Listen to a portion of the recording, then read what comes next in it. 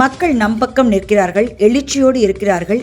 2026 தேர்தலில் நமது வெற்றி உறுதி என பிரதமர் மோடி மதுராந்தகம் NDA பொதுக்கூட்டத்தில் பேசினார். ஆட்சி மாற்றத்திற்கு தமிழ்நாடு தயாராகிவிட்டது, கூட்டணி ஆட்சியை மக்கள் விரும்புகின்றனர் என்றார். மேடையில் உள்ள தலைவர்கள் தமிழகத்தின் எதிர்காலத்தை தீர்மானிப்பர். திமுக ஆட்சி முடிவுக்கான கவுண்டவுன் தொடங்கிவிட்டது என NDA பொதுக்கூட்டத்தில் பிரதமர் மோடி பேசினார். மக்கள் வளர்ச்சி, ஊழல் இல்லாத ஆட்சியை விரும்புகின்றனர் என்றார். 2 முறை ஆட்சி செய்ய வாய்ப்பளித்த மக்களுக்கு திமுக நம்பிக்கை துரோகம் செய்துவிட்டது. ஊழல், மாஃபியா, கிரைம் ஆகியவற்றை ஆதரிக்கும் திமுகவை மண்ணோடு மண்ணாக கிள்ளி எறிய மக்கள் தீர்மானித்து விட்டதாக பிரதமர் மோடி தெரிவித்தார். கடந்த 11 ஆண்டுகளில் தேஜ கூட்டணி அரசு பல்வேறு திட்டங்கள் மூலம் தமிழகத்திற்கு ரூபாய் 3 லட்சம் கோடி வழங்கியுள்ளது. காங்கிரஸ் அரசு வழங்கியதை விட கிட்டத்தட்ட 3 மடங்கு அதிகமாக வழங்கப்பட்டுள்ளதாக மதுராந்தகம் பொதுக்கூட்டத்தில் பிரதமர் மோடி பேசினார். ஒரு குடும்பம் வாழ 8 கோடி மக்களை சுரண்டுவதா என மதுராந்தகம் NDA பொதுக்கூட்டத்தில் அதிமுக பொதுச் செயலாளர் பழனிசாமி பேசினார். 2026 சட்டசபை தேர்தலில் இந்த கூட்டணி 210 இடங்களில் வெல்லும், பெரும்பான்மையான இடங்களில் வெற்றி பெறும் என்றார். பிரதமர் மோடி வந்ததும் சூரியன் மறைந்து விட்டது, திமுக ஆட்டத்தை முடிக்கத்தான் இந்த NDA கூட்டம் என தமிழக பாரதிய ஜனதா தலைவர் நயினார் நாகேந்திரன் தெரிவித்தார். இந்த கூட்டத்தால் சட்டசபையில் பதட்டம் என்றார். திமுக என்ற தீய சக்தியை ஆட்சியிலிருந்து விரட்டவே நாம் இங்கு கூடியுள்ளோம் என அண்ணாமலை தெரிவித்தார். திமுகவை நாம் அனைவரும் ஒன்றிணைந்து மக்கள் ஆதரவோடு ஆட்சியில் இருந்து அப்புறப்படுத்துவோம் என்றார். பிரதமர் மோடியும் அதிமுக பொதுச் செயலாளர் எடப்பாடி பழனிசாமியும் மக்களை வறுமையிலிருந்து மீட்டுள்ளனர். அவர்களே ஆட்சி பொறுப்புகளுக்கு வர வேண்டும் என்று அதிமுக முன்னாள் அமைச்சர் KP முனுசாமி கூறினார். திமுக ஆட்சியை முடிவு கட்டவே இந்த கூட்டம் ஒரு தொடக்கம் என அன்புமணி NDA கூட்டத்தில் பேசினார். திமுக ஆட்சி பூஜ்யம் அரசு, தகுதியற்ற அரசு, ஊழல் அரசை ஆட்சியிலிருந்து விரட்டி அடியுங்கள் மக்களே என்றார். எந்தவொரு மனமாச்சரியமும் குழப்பமும் அழுத்தமும் இன்றி தேஜ கூட்டணியின் வெற்றிக்காக அமமுக பாடுபடும் என மதுராந்தகத்தில் நடந்த தேஜ பொதுக்கூட்டத்தில் TTV தினகரன் பேசினார். மதுராந்தகத்தில் நடைபெற்ற தேஜ கூட்டணி பொதுக்கூட்ட மேடையில் பிரதமர் மோடியை கண்டதும் தொண்டர்கள் ஆரவாரம் செய்தனர். மோடிக்கு நினைவு பரிசாக திருப்பரங்குன்றம் முருகன் சிலை வழங்கப்பட்டது. தாம்பரம், திருவனந்தபுரம், நாகர்கோவில், மங்களூரு உள்ளிட்ட 3 அம்ரித் பாரத் ரயில்கள் சேவையை பிரதமர் மோடி தொடங்கி வைத்தார். கேரளாவில் பாரதிய ஜனதா ஆட்சி அமைந்தால் சபரிமலை ஐயப்பன் கோவில் தங்க திருட்டு வழக்கில் குற்றவாளிகள் மீது நிச்சயமாக கடும் நடவடிக்கைகள் எடுக்கப்படும் என பிரதமர் மோடி தெரிவித்தார். அவர்கள் தப்ப முடியாது என்றார். மத்திய அரசின் ஜிராம்ஜி திட்டத்திற்கு எதிரான தீர்மானத்தை முதல்வர் ஸ்டாலின் சட்டசபையில் முன்மொழிந்தார். மக்களின் தேவை அடிப்படையில் மத்திய அரசின் புதிய சட்டம் கொண்டு வரப்படவில்லை, பழைய நடைமுறையை தொடர வேண்டும் என முதல்வர் தெரிவித்தார். தேர்தல் சீசன் வந்தால் மட்டும் தமிழகம் பக்கம் அடிக்கடி வரும் பிரதமர் மோடி தமிழகத்திற்கு தர வேண்டிய ரூபாய் 3458 கோடி கல்வி நிதி எப்போது வரும் என முதல்வர் ஸ்டாலின் கேள்வி எழுப்பியுள்ளார். சமக்ரா சிக்ஷா திட்டத்தின் ஒரு அங்கமான PM ஸ்ரீ பள்ளிகளை தமிழகத்தில் கொண்டு வருவோம் என்று கடிதம் மூலம் தெரிவித்துவிட்டு பின்னர் அந்தர்பல்கி அடித்தது ஏன்? நிறைவேற்றாத திட்டத்திற்கு நிதி எப்படி ஒதுக்குவார்கள் என அண்ணாமலை கேள்வி எழுப்பியுள்ளார்.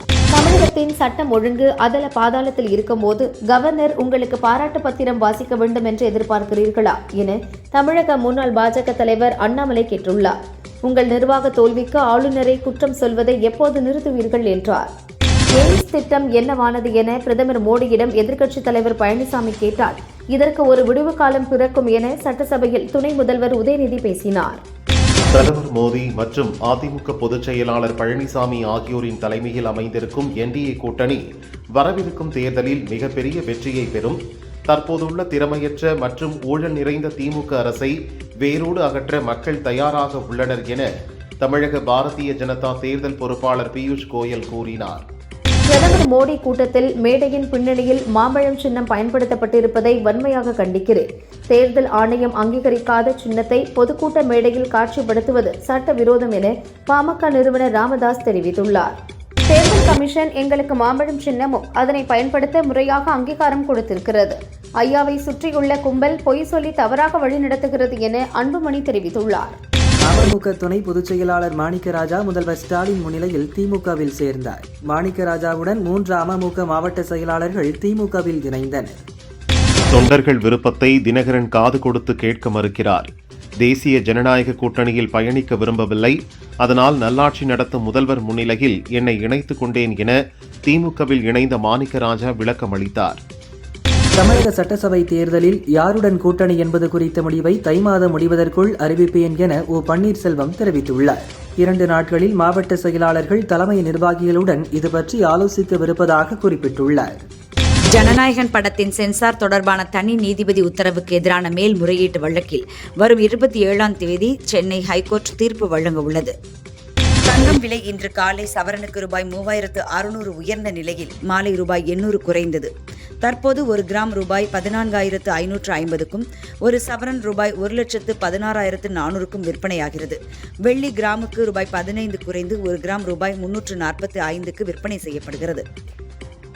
என்டிஏ பொதுக்கூட்டத்தில் பங்கேற்க மதுராந்தகம் வந்தார் பிரதமர் மோடி. முன்னதாக கேரளாவில் இருந்து விமானம் மூலம் சென்னை வந்த பிரதமர் சென்னையில் இருந்து மதுராந்தகத்திற்கு ஹெலிகாப்டர் மூலம் வந்தார். அவரை பாஜக, அதிமுக உள்ளிட்ட கூட்டணி கட்சி தலைவர்கள், நிர்வாகிகள், தொண்டர்கள் உற்சாகமாக வரவேற்றனர்.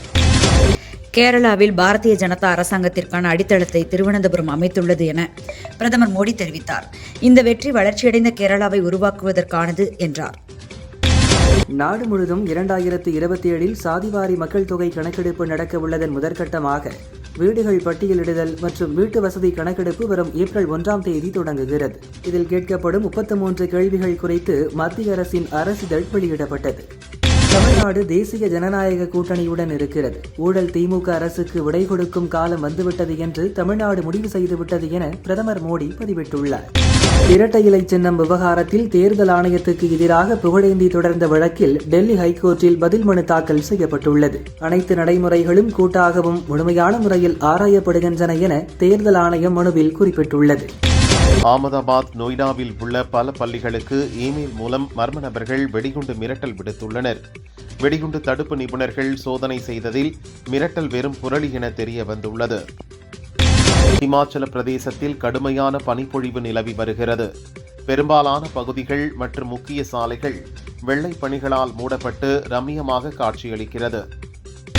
இந்தூரில் மீண்டும் அசுத்தமான குடிநீரை குடித்ததால் ஒரே பகுதியில் 22 பேர் உடல்நலக்குறைவால் பாதிக்கப்பட்டுள்ளனர். ஏற்கனவே சில வாரங்களுக்கு முன் அசுத்தமான குடிநீர் குடித்ததால் 23 பேர் இறந்தது குறிப்பிடத்தக்கது. அயோத்தி ராமர் கோயிலுக்கு ஒடிசாவின் சனாதன ஜாகரன் மன்ற சார்பில் 286 கிலோ எடையுள்ள தனுசு காணிக்கையாக அளிக்கப்பட்டுள்ளது. இந்த வில்லானது காஞ்சிபுரத்தில் 48 பெண் கைவினை கலைஞர்களால் பஞ்சலோகத்தில் செய்யப்பட்டது என்பது குறிப்பிடத்தக்கது. ஹவுரா காமாக்யா இடையே தொடங்கப்பட்ட புதிய வந்தே பாரத் ஸ்லீப்பர் ரயிலில் அசைவ உணவுகள் வழங்காத இந்திய ரயில்வேக்கு திரிணாமுல் காங்கிரஸ் கடும் கண்டனம் தெரிவித்துள்ளது. இந்த ரயில் 2 புனித தலங்களை இணைப்பதால் அசைவ உணவுகளை சேர்க்க வேண்டாம் என முடிவு செய்ததாக ரயில்வே விளக்கம் அளித்துள்ளது. கேதார்நாத்தில் கடும் பனிப்பொழிவு நிலவி வருகிறது. கோயில் மற்றும் அதை சுற்றியுள்ள பகுதிகளில் வெண்பனி சூழ்ந்து காணப்படுகிறது. இதனால் குளிர் அதிகரித்துள்ளது.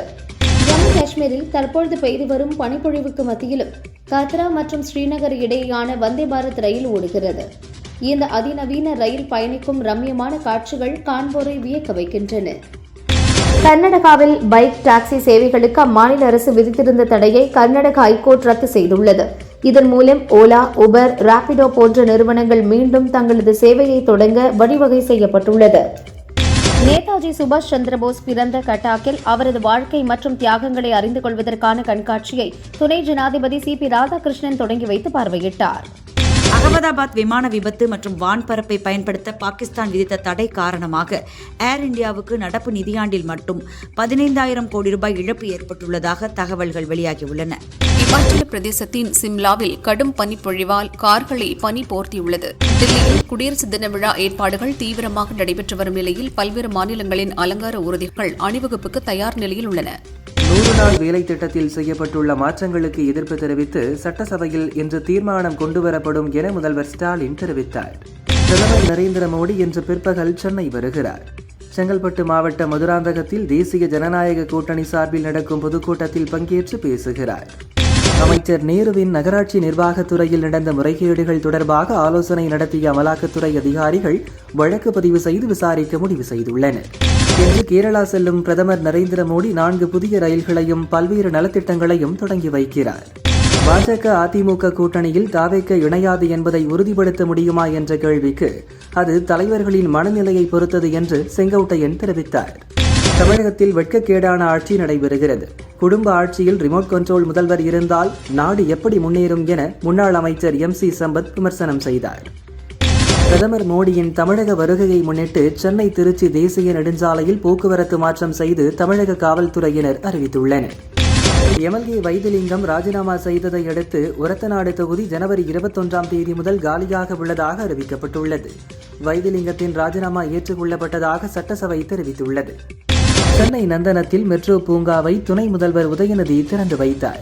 மெட்ரோ ரயில் நிறுவன தலைமை அலுவலக வளாகத்தில் அமைக்கப்பட்டுள்ள விளையாட்டு மைதானத்தையும் திறந்து வைத்தார்.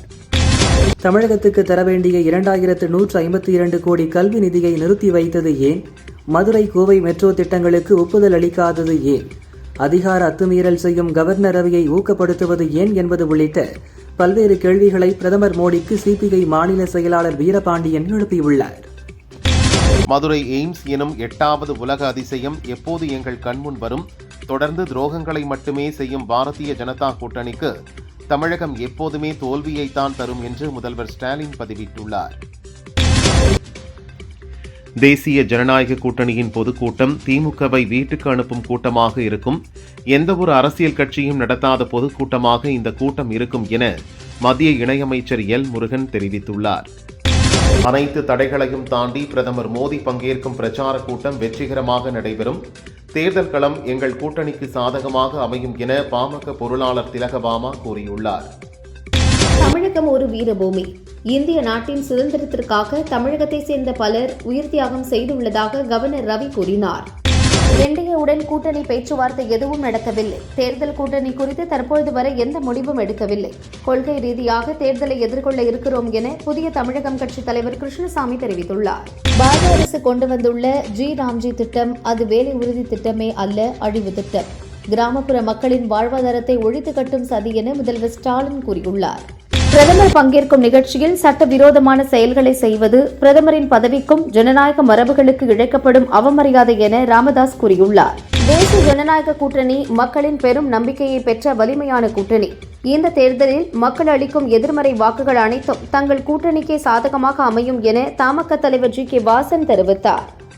மதுராந்தகம் NDA கூட்ட மேடையில் மாம்பழ சின்னம் பயன்படுத்தியதற்கு பாமக நிறுவனர் ராமதாஸ் எதிர்ப்பு தெரிவித்திருந்தார்.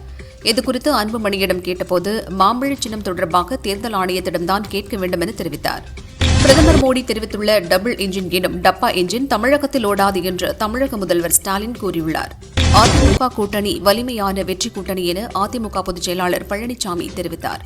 இன்னும் சில கட்சிகள் எங்கள் கூட்டணியில் இணையும், நாட்டை வளர்ச்சி பாதையில் கொண்டு செல்வோம் என்றார். வார இறுதி நாட்கள் குடியரசு தினத்தை முன்னிட்டு அரசு போக்குவரத்து கழகங்கள் மூலம் சிறப்பு பேருந்துகள் இயக்கப்பட உள்ளது. சத்தியமங்கலம் அடுத்த தாளவாடி அருகே விவசாய நிலத்திற்குள் புகுந்த ஒற்றை காட்டு யானையை வனத்துறையினர் மற்றும் மக்கள் பல மணி நேரம் போராடி காட்டுக்குள் விரட்டினர். ஊட்டியில் ரோப்கார் வழித்தடம் அமைப்பதற்கான விரிவான சாத்தியக்கூறுகளை ஆய்வு செய்து அறிக்கை தயாரிக்க சென்னை மெட்ரோ சொத்து மேலாண்மை நிறுவனம் மற்றும் சுவிட்சர்லாந்தைச் சேர்ந்த நிறுவனத்திற்கும் இடையே 96.67 லட்சம் ரூபாய் மதிப்பில் ஒப்பந்தம் கையெழுத்தானது. ஜம்மு காஷ்மீரில் விபத்தில் சிக்கி 11 ராணுவ வீரர்கள் மரணம் மற்றும் முன்னாள் MLA பவானி கருணாகரன் மறைவுக்கு தமிழக சட்டசபையில் இரங்கல் தெரிவிக்கப்பட்டது. விழுப்புரம் அருகே பள்ளி வேனில் இருந்த தீயணைப்பு கருவி திடீரென அதிக சத்தத்துடன் அதிலிருந்த கெமிக்கல் பவுடர்கள் வெளியேறியது. இதனால் வேனில் இருந்த மாணவர்கள் மூச்சு திணறலால் பாதிக்கப்பட்ட நிலையில் மருத்துவமனையில் அனுமதிக்கப்பட்டனர். திருப்பரங்குன்றம் கோயிலை தொல்லியல் துறை வசம் ஒப்படைக்க கோரிய இந்து தர்ம பரிஷத் அமைப்பு தொடர்ந்த வழக்கில் மத்திய அரசு, தொல்லியல் துறை, தமிழக இந்து சமய அறநிலையத்துறை பதிலளிக்க சுப்ரீம் கோர்ட் நோட்டீஸ் கொடுத்துள்ளது. தமிழகத்தில் சிறந்த தேர்தல் மாவட்டமாக தஞ்சை மாவட்டம் தேர்வாகியுள்ளது. கலெக்டர் பிரியங்கா பங்கஜகத்துக்கு 25ஆம் தேதி இந்திய தேர்தல் ஆணையம் விருது வழங்குகிறது. மாடுபிடி வீரர்களுக்கு ஆயுள் காப்பீடு கட்டாயம் என்ற விதி தளர்த்தப்படும். ஜல்லிக்கட்டு போட்டி தொடர்பான முத்திரைத்தாள் உறுதிமொழி பத்திரம் ரத்து செய்யப்படும் என்பன உள்ளிட்ட ஜல்லிக்கட்டு போட்டிக்கான விதிமுறைகளில் தமிழக அரசு சில தளர்வுகள் அறிவித்துள்ளது. குடியரசு தினம் திங்கட்கிழமை வருவதை முன்னிட்டு சனி, ஞாயிறு வழக்கமான விடுமுறையுடன் சேர்த்து 3 நாட்கள் அரசு விடுமுறை கிடைக்கிறது. இதனால் சென்னையில் இருந்து 2000 சிறப்பு பஸ்கள் இயக்கப்படுவதாக போக்குவரத்து துறை தெரிவித்துள்ளது. விருதுநகர் அருகே தனியார் ஆம்னி பஸ் சரக்கு லாரி மோதிய விபத்தில் சிறை காவலர் ஹரிராம் பாரத் இறந்தார். 6 பேர் காயமடைந்தனர். தேனி மாவட்டம் கம்பத்தில் தனியார் ஜவுளி நிறுவனத்தில் ஏற்பட்ட தீ விபத்தில் சுமார் 25 லட்சம் ரூபாய் மதிப்புள்ள இயந்திரங்கள் மற்றும் ஜவுளி துணிகள் எரிந்து சாம்பலானது. புதுச்சேரியில் மெல்ல மெல்ல அழிந்து வரும் பாரம்பரிய நெல் வகைகளை பாதுகாத்திட வகையில் புதுச்சேரி அரசு நேரடியாக கொள்முதல் செய்ய வேண்டும் என்று விவசாயிகள் கோரிக்கை விடுத்துள்ளனர். சென்னை, திருவள்ளூர், காஞ்சிபுரம், செங்கல்பட்டு, திருவண்ணாமலை, விழுப்புரம், கடலூர் ஆகிய மாவட்டங்களில் நாளை கனமழை பெய்ய வாய்ப்புள்ளதாக வானிலை ஆய்வு மையம் தெரிவித்துள்ளது. இந்தியாவின் முதல் கடல்வழி ரயில் பாலமான ராமேஸ்வரம் பழைய பாம்பன் பாலம் அகற்றும் பணி பிப்ரவரியில் தொடங்குகிறது. இதன் காரணமாக மே 31 வரை 4 மாதங்களுக்கு பாம்பன் தூக்கு பாலம் வழியாக கப்பல்கள் மற்றும் படகுகள் செல்ல தடை விதிக்கப்பட்டுள்ளது. வசிப்பிடங்களை வழிபாட்டு தலங்களாக மாற்றுவதற்கு மாவட்ட கலெக்டர்களின் தடையில்லா சான்று தேவையில்லை என தமிழக அரசு பிறப்பித்த அரசாணைக்கு 4 வார கால இடைக்கால தடை விதித்து ஹைகோர்ட் மதுரை கிளை உத்தரவிட்டுள்ளது. கோவை ராம்நகர் பட்டேல் ரோட்டில் உள்ள அடுக்குமாடி கட்டிடத்தில் தீ விபத்து ஏற்பட்டுள்ளது. தீயை அணைக்கும் பணி நடந்து வருகிறது. திருச்சி சமயபுரம் மாரியம்மன் கோவிலில் தைப்பூச திருவிழா கொடியேற்றத்துடன் துவங்கியது. திரளான மக்கள் கலந்து கொண்டனர். ராணிப்பேட்டை மாவட்டம் பாலாஜா காகிதக்கார திரு உத்தரகாளியம்மன் கோவில் திருவிழாவில் திரளான மக்கள் சாமி தரிசனம் செய்தனர். காளைகளை விரட்டும் வைபவமும் நடந்தது. ராமரை நடத்துவதாக ஐதீகம் கொண்ட ஸ்ரீரங்கம் ரெங்கநாதர் கோவிலில் பூபதி திருநாள் எனப்படும் தை தேர் திருவிழா இன்று கொடியேற்றத்துடன் துவங்கியது. வரும் 31ஆம் தேதி முக்கிய நிகழ்ச்சியான தை தேரோட்டம் நடைபெறுகிறது. முருகனின் அறுபடை வீடுகளில் 4ஆம் படை வீடான கும்பகோணம் சுவாமி மலையில் தைப்பூச திருவிழா கொடியேற்றம் நடந்தது. இதில் ஏராளமானோர் கலந்து கொண்டு சுவாமி தரிசனம் செய்தனர். காஞ்சிபுரம் உலகளந்த பெருமாள் கோயில் தை மாத பிரம்மோற்சவம் இன்று கொடியேற்றத்துடன் தொடங்கியது. வரும் 31ஆம் தேதி தீர்த்தவாரி உற்சவத்துடன் விழா நிறைவு பெறுகிறது. கொடியேற்றத்தில் பக்தர்கள் திரளாக கலந்து கொண்டனர். மதுரை கள்ளழகர் சித்திரை திருவிழா முதல் நிகழ்ச்சியான 1000 பொன் சப்பர முகூர்த்தத்திற்கான ஸ்தலாங்கம் பார்க்கும் நிகழ்வு நடந்தது. முகூர்த்த சப்பரம் தொடங்க உள்ளது. திருப்பதி திருமலையில் ரதசப்தமி விழா 25ஆம் தேதி கொண்டாடப்பட உள்ளது. அன்றைய தினம் ஏழுமலையானை தரிசிக்க வரும் பக்தர்களுக்கு 14 வகை உணவுகளுடன் அன்னதானம் வழங்க தேவஸ்தான நிர்வாகம் ஏற்பாடு செய்துள்ளது. நெல்லையப்பர் கோயில் தைப்பூச விழா கொடியேற்றத்துடன் விமரிசையாக தொடங்கியது. விநாயகர் கொடிமரத்தில் கொடிப்பட்டத்திற்கு சிறப்பு பூஜைகள் செய்து கொடியேற்றம் நடந்தது. மதுரை அழகர் கோயில், சோலைமலை முருகன் கோயிலில் தைப்பூச விழா கொடியேற்றம் விமரிசையாக நடந்தது. சுப்பிரமணிய சுவாமி தெய்வானை வள்ளியுடன் தங்க கொடிமரம் முன் எழுந்தருளினார். வசந்த பஞ்சமி தினத்தை முன்னிட்டு திருப்பதி ஸ்ரீ வாரி கோவிலில் சாஸ்திர முறைப்படி இன்று வருடாந்திர சிறப்பு பூஜை நடைபெற்றது. ஸ்ரீதேவி பூதேவி சமேத மலையப்ப சுவாமிக்கு சிறப்பு பூஜைகள் நடைபெற்று பூர்ணாகுதியுடன் நிகழ்ச்சி நிறைவடைந்தது. மதுரை கள்ளழகர் சித்திரை திருவிழாவின் தொடக்க நிகழ்ச்சியான 1000 பொன் சப்பர முகூர்த்த பூஜை விமர்சையாக நடந்தது. பட்டர்கள் சிவாச்சாரியர்கள் பங்கேற்று மாலை அணிவித்தும் குங்குமம் விபூதி வழங்கியும் அழைப்பு விடுத்து மரியாதை செய்தனர். ராமநாதபுரம் சல்லித்தோப்பு கடற்கரையில் இருந்து இலங்கைக்கு நாட்டு படகில் 1600 கிலோ பீடி இலை பண்டல்கள் ஏற்றிய போது திருப்புல்லானி போலீசார் பிடித்தனர். சரக்கு வாகனம் மற்றும் ஃபைபர் படகுடன் 3 கைது செய்து விசாரணை நடத்தி வருகின்றனர். உங்கள் ஓய்வு காலம் மகிழ்ச்சியாகவும் திருப்திகரமாகவும் அமைய வாழ்த்துகிறேன் என ஓய்வை அறிவித்த பேட்மிண்டன் வீராங்கனை சாய்னாவுக்கு கிரிக்கெட் வீரர் விராட் கோலி வாழ்த்து கூறியுள்ளார். வெனிசுலாவில் சிறந்த வேலையை மரியா கொரினா மச்சோடா செய்து வருகிறார். அவர் ஒரு நல்ல பெண், மிகவும் நல்லவர். அவருடன் எங்களுக்கு நல்ல உறவு உள்ளது என்று அமெரிக்க அதிபர் ட்ரம்ப் தெரிவித்துள்ளார். அமெரிக்காவில் வெளிநாட்டில் இருந்து குடியேறியவர்கள் மீது நடவடிக்கை எடுக்கும் ஒரு பகுதியாக 5 வயது சிறுவனை பகடைக்காயாக வைத்து போலீசார் குடும்பத்தினரை வெளியேற்ற முயற்சி செய்தது பெரும் சர்ச்சையை ஏற்படுத்தியுள்ளது. 98வது ஆஸ்கர் விருதுக்கு இந்தியா சார்பில் ஹோம்பவுண்ட் படம் அனுப்பப்பட்டது. வெளிநாட்டு பிரிவில் ஒவ்வொரு சுற்றாக முன்னேறி 15 படங்கள் தேர்வு பட்டியல் வரை இடம்பெற்றது. நேற்று இறுதிப் போட்டிக்கான 5 படங்கள் போட்டியில் இப்படம் தேர்வாகவில்லை. Brazil, France, Norway, Spain, Tunisia நாட்டு படங்கள் தேர்வாகின. ஆஸ்கர் விருதுக்கான இறுதி நாமினேஷன் பட்டியலில் 16 பிரிவுகளில் நாமினேட் ஆகி ஆஸ்கர் வரலாற்றிலேயே அதிக பிரிவுகளில் நாமினேட் ஆன படமாக சின்னர்ஸ் திரைப்படம் சாதனை படைத்துள்ளது. நடிகை பாவனா வரும் கேரள சட்டசபை தேர்தலில் போட்டியிடப் போவதாக செய்தி பரவியது. அவர் கூறுகையில், இந்த செய்தியை நானும் பார்த்தேன், வேடிக்கையாக இருந்தது. பார்த்ததும் சிரிப்பு வந்தது. யார் இப்படியெல்லாம் பரப்புகிறார்கள் என தெரியவில்லை. ஆனால் இதில் கொஞ்சம் கூட உண்மை இல்லை என்றார். கவினின் 9வது படத்தை கென் ராய்சன் இயக்குகிறார். நாயகியாக பிரியங்கா மோகனும் முக்கிய வேடத்தில் சாண்டி மாஸ்டரும் நடிக்கின்றனர். காதல் காமெடி கலந்த ஃபேண்டசி ஜோனரில் உருவாகிறது. இதில் இப்போது ஒரு முக்கியமான வேடத்தில் நடிக்க சிம்ரன் இணைந்துள்ளார். டூரிஸ்ட் ஃபேமிலி பட வெற்றிக்கு பின் தனக்கு முக்கியத்துவம் வாய்ந்த வேடங்களாக பார்த்து சிம்ரன் நடிக்கிறார். கண்ணும் கண்ணும் கொள்ளையடித்தால் பட வெற்றிக்கு பிறகு இயக்குனர் தேசிங் பெரியசாமி அடுத்து சிம்புவை வைத்து ஒரு வரலாற்று படத்தை எடுக்க இருந்தார். ஆனால் படத்தின் பட்ஜெட் பிரச்சனையால் இது துவங்க தாமதமாகிறது. இந்த இடைவெளியில் சிறிய பட்ஜெட்டில் ஒரு படத்தை இயக்குகிறார். இதில் மணிகண்டன் நடிக்கப் போகிறார். ஓரிரு மாதத்தில் படப்பிடிப்பு துவங்குகிறது. தனுஷை வைத்து 3வது முறையாக தேரே இஷ்க்மே படத்தை இயக்கினார் ஆனந்த் எல் ராய். கடந்த ஆண்டு வெளியான இப்படம் 130 கோடிக்கு மேல் வசூலித்தது. இந்த படத்தில் ராஞ்சனா பட காட்சிகள் இசையை பயன்படுத்தியதாக ஈராஸ் நிறுவனம் 84 கோடி நஷ்ட ஈடு கேட்டு ஆனந்த் எல் ராய் மீது வழக்கு தொடுத்துள்ளது. ஆனந்த் கூறுகையில், இது ஒரு சீரியஸான பிரச்சனை இல்லை. வியாபாரம் என்று வந்துவிட்டால் இது போன்ற சில விஷயங்களை எதிர்கொள்ளத்தான் வேண்டும். சட்ட ரீதியாக இதற்கு என் வக்கீல் மூலம் பதில் அளிப்பேன் என்றார். தெலுங்கில் ராம் சரண் ஜான்வி கபூர் நடிப்பில் பெத்தி படம் உருவாகிறது. சிவராஜ்குமார், ஜெகபதி பாபு, சோபனா உள்ளிட்டோரும் நடிக்க புஜ்ஜிபாபு சனா இயக்குகிறார். பேன் இந்தியா படமாக மார்ச்சில் வெளியாகும் இந்த படம் இறுதிக்கட்டத்தில் உள்ளது. AR ரஹ்மான் இசையமைப்பில் ஒரு குத்தாட்ட பாடலுக்கு நடிகை மிருனால் தாக்கூரை ஆட வைக்க பேசியுள்ளனர். இதற்கு கணிசமான சம்பளம் தருவதால் அவரும் ஓகே சொல்லியுள்ளாராம்.